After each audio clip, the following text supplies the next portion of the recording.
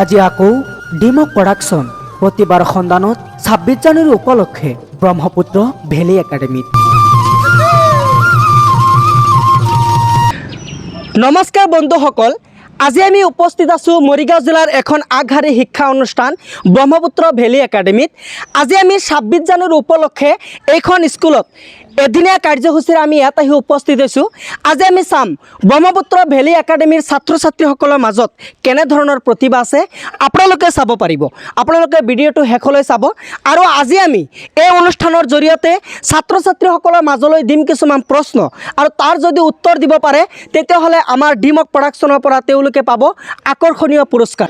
আমি আজি এই অনুষ্ঠানটো আৰম্ভ কৰাৰ পূৰ্বে ব্ৰহ্মপুত্ৰ ভেলী একাডেমীৰ অধ্যক্ষ মহোদয়ক ডিমক প্ৰডাকশ্যনৰ পৰা এটি ফুলাম গামোচাৰে সম্বৰ্ধনা জনাই আজি আমাৰ এই অনুষ্ঠানটো আৰম্ভ কৰিম।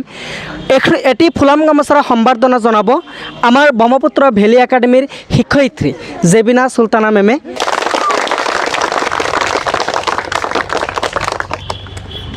আপোনালোকে চাই থাকক। আজি আমাৰ অনুষ্ঠানটো শেষলৈ চাব বুলি আশা ৰাখি আমি অনুষ্ঠানটো আৰম্ভ কৰিব ওলাইছোঁ।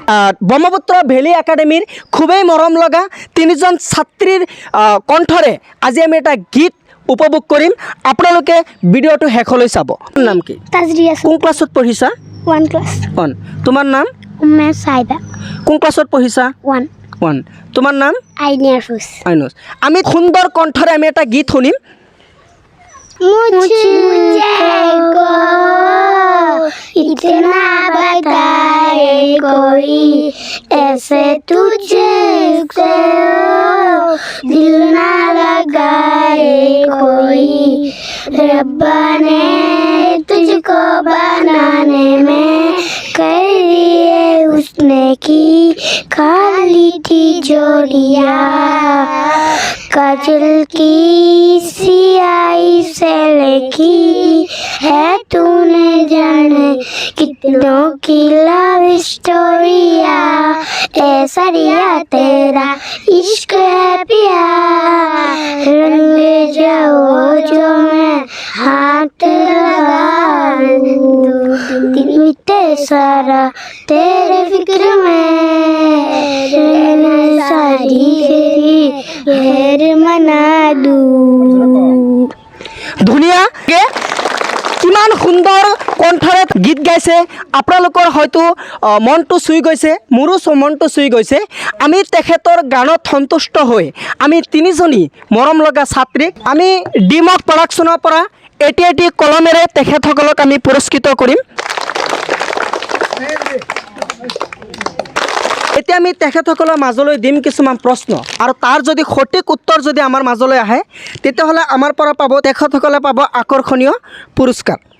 প্ৰথম প্ৰশ্ন মই ছাত্ৰ ছাত্ৰীসকলৰ মাজলৈ দিছোঁ। প্ৰথম প্ৰশ্ন একেবাৰে সহজ। আজি যিহেতু 26 জানুৱাৰী, আমি 26 জানুৱাৰী উপলক্ষে তোমালোকৰ মাজলৈ আমি দিম প্ৰশ্ন, আৰু তাৰ প্ৰশ্নৰ উত্তৰ যদি আমাৰ মাজলৈ আহে তোমালোকে পাবা আকৰ্ষণীয় পুৰস্কাৰ। প্ৰথমটো প্ৰশ্ন হৈছে তোমালোকৰ মাজলৈ মই আগবঢ়াই দিছোঁ। ভাৰতবৰ্ষৰ প্ৰথম গণৰাজ্য দিৱস কেতিয়া পালন কৰা হৈছিল? 26 জানুৱাৰী। কিমান চনত? 1950 চনৰ। সঠিক উত্তৰ 1950 চনৰ 26 জানুৱাৰী তাৰিখে প্ৰথম গণৰাজ্য দিৱস হিচাপে পালন কৰা হয়। আমি তেখেতক এটি কলমেৰে পুৰস্কৃত কৰিছোঁ। সুন্দৰকৈ উত্তৰ দিব পাৰিছে। তোমাৰ কেনেকুৱা লাগিছে উত্তৰ দি? ভাল লাগিছে। কোন ক্লাছত পঢ়িছা? ক্লাছ 7। তোমাৰ নাম? শাহিনুৰ আলম। শাহিনুৰ আলমে সুন্দৰকৈ প্ৰশ্নৰ উত্তৰ দিব পাৰিছে। হাই গাইজ, এতিয়া আমি দ্বিতীয় নম্বৰ প্ৰশ্নলৈ যাম। দ্বিতীয় নম্বৰ প্ৰশ্ন আমি ছাত্ৰ ছাত্ৰীসকলৰ মাজলৈ দিম, আৰু এতিয়া যদি তেওঁলোকৰ পৰা সঠিক উত্তৰ আহে তেতিয়াহ'লে তেওঁলোকে আমাৰ পৰা পাব আকৰ্ষণীয় পুৰস্কাৰ। ভাৰতৰ প্ৰথম গণতন্ত্ৰ দিৱসৰ মুখ্য অতিথি কোন আছিল? ভাৰতৰ প্ৰথম গণতন্ত্ৰ দিৱসৰ দিনা মুখ্য অতিথি কোন আছিল? পণ্ডিত জৱাহৰলাল নেহৰু। ভুল উত্তৰ। আৰু অলপ চেষ্টা কৰা। ডক্টৰ ৰাজেন্দ্ৰ প্ৰসাদ। নাই হোৱা। আৰু অলপ চেষ্টা কৰা। আৰু অলপ চেষ্টা কৰা। আৰু অলপ চেষ্টা কৰা। আৰু অলপ চেষ্টা কৰা, পাৰিবা? আৰু অলপ চেষ্টা কৰা। অলপ আৱাজ আহিছে। কি কৈছে ছাৰ? কি কৈছে? ইণ্ডোনেছিয়াৰ প্ৰেচিডেণ্ট চিক্ৰনো। শুক্ৰেণু ধুনীয়া শুদ্ধ উত্তৰ তেখেতৰ কাৰণে এটা হাত চাপৰি হ'ব লাগে আজি ডিমক প্ৰডাকশ্যনৰ পৰা তেখেতলৈ মই এটা কলম পুৰস্কৃত কৰিছোঁ ছাৰৰ কাৰণে এটা জোৰকৈ হাত চাপৰি হ'ব লাগে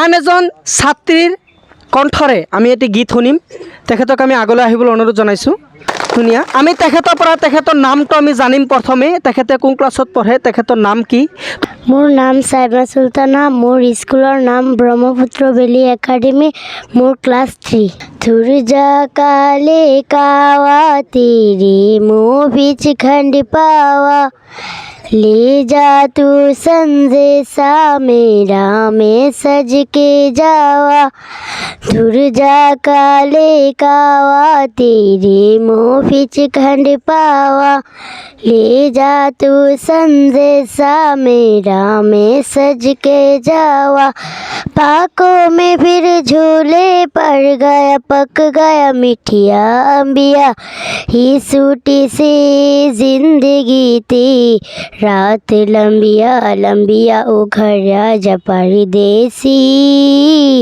कि तेरी मेरी की जिंदगी ओ घर आजा परदेसी कि तेरी मेरी की जिंदगी धुरजा काले कावा तेरी मुँह बीच खंड पावा ले जा तू संदेशा मेरा मैं सज के जावा बाकों में फिर झूले पड़ गया पक गया मिठिया अंबिया ये सूटी से जिंदगी थी रात लंबिया लंबिया ओ घर आजा परदेसी कि तेरी मेरी की जिंदगी ओ घर आजा परदेसी कि तेरी मेरी की जिंदगी ধুনীয়া তেখেতে খুব সুন্দৰ এটি গীত গাইছে আচলতে মোৰো মনটো চুই গৈছে মই নাজানো আপোনালোকৰ কিমান ভাল লাগিছে কিন্তু আচলতে মোৰ ব্যক্তিগতভাৱে গানটো বহুত ভাল লাগিছে তেখেতক এই গানৰ প্ৰতি সন্তুষ্ট হৈ ডিমক প্ৰডাকশ্যনৰ পৰা তেখেতলৈ সৰু এটি কলমেৰে তেখেতক পুৰস্কৃত কৰিছোঁ তুমি কেনেকুৱা লাগিছে তোমাৰ আজি পুৰস্কাৰটো পাই ভাল লাগিছে আমি তেখেতলৈ প্ৰশ্ন দিছোঁ প্ৰশ্নৰ যদি সঠিক উত্তৰ দিব পাৰে আমি আকৌ তেখেতসকলক ডিমক প্ৰডাকশ্যনৰ পৰা পুৰস্কৃত কৰিম প্ৰশ্নটো হৈছে ভাৰতীয় সংবিধানখন কেতিয়া গ্ৰহণ কৰা হৈছিল ভাৰতৰ সংবিধানখন কিমান চনত গ্ৰহণ কৰা হৈছিল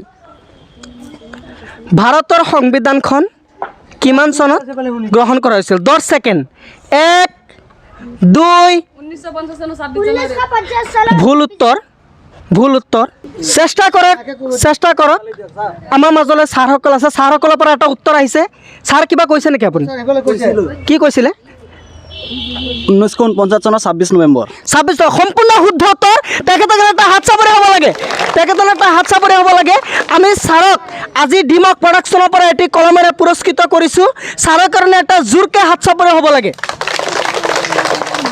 ছাৰ আপোনাৰ কেনেকুৱা লাগিছে ভালে লাগিছে আমাৰ ডিমক প্ৰডাকশ্যনৰ বিষয়ে আপুনি কি ক'ব নাই অনুষ্ঠানটো ভাল আমি চাই থাকোঁ শিক্ষামূলকো হয় আপোনালোকেও চাব এই অনুষ্ঠানটো ধন্যবাদ জনাইছোঁ ছাৰ আৰু এজন ছাত্ৰৰ কণ্ঠৰে আমি এটা গীত শুনিম তেখেতৰ আমি নামটো জানি ল'ম তেখেতৰ নাম কি কোন ক্লাছত পঢ়ে কোন ক্লাছত তোমাৰ নাম কি सुहाइल अहमद কোন ক্লাছত পঢ়িছা क्लास 2 ক্লাছ 2ত পঢ়িছা है सारे जहाँ से अच्छा हिंदोस्ता हमारा हमारा सारे जहाँ से अच्छा हिंदोस्ता हमारा हमारा सारे जहाँ से अच्छा हम बुलबुली है इसकी गुलसिता हमारा हमारा सारे जहाँ से अच्छा हिंदोस्ता हमारा हमारा